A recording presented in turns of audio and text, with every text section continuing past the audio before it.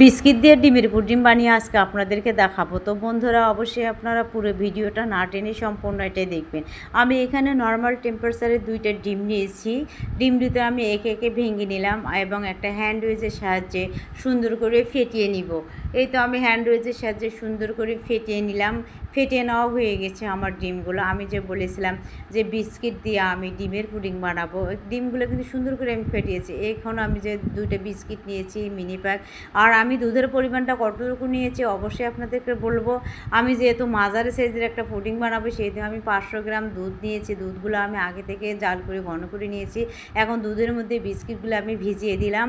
দুধের মধ্যে বিস্কুটগুলো ভিজিয়ে দিলে অনেকটা নরম হয়ে যাবে। এই দিকে আমি চুলাতে ক্যারামেল বানানোর জন্য বাটিতে চিনি দিয়েছি এবং চুলার জালটা অন করে দিয়ে সুন্দর করে ক্যারামেলটা বানিয়ে নিলাম। দেখেন ক্যারামেলের কালারটা কত সুন্দর এসেছে। আমি আলাদা পাত্রে কোনো ক্যারামেল বানাই না, যে পাত্রে আমি ডিম পুডিং বানাবো সেই পাত্রে আমি ক্যারামেল বানিয়ে নিলাম। এইদিকে আমি ডিমের মধ্যে চিনি দিয়ে আবারও ডিমটা ভালো করে ফেটিয়ে নিলাম। এইদিকে দুধ এবং বিস্কিটগুলো ভালো করে ফেটিয়ে নিলাম। এখন ডিম দুধ একখানে মিশ্রণটা করে আবারও সুন্দর করে একটু ফেটিয়ে নিব, তাহলে দলাভাব থাকবে না এবং পুডিংটা খুব ভালোভাবে সেট হয়ে যাবে। এই তো কত সুন্দরভাবে আমি দুধ এবং ডিমের মিশ্রণটা সুন্দর করে ফেটিয়ে নিয়েছি। আর যে পাত্রে আমি ক্যারামেলটা বানিয়েছি দেখেন কত সুন্দর সেট হয়েছে। এখন আমি বাটির মধ্যে দুধ এবং ডিমের মিশ্রণটা দিয়ে দিব, দিয়ে একটা ঢাকনা দিয়ে ঢেকে দিব।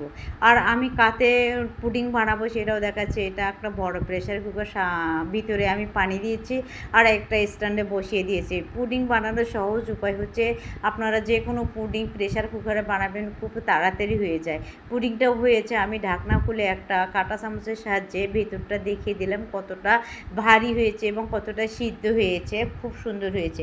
এখন ঢাকনা খুলে আপনাদেরকে দেখাবো। যেহেতু আমি বিস্কিট দিয়েছি এই জন্য একটু কালারটা অন্যরকম লাগছে। আর আধা ঘন্টার জন্য আমি ডিপ ফ্রিজে রেখে দেবো।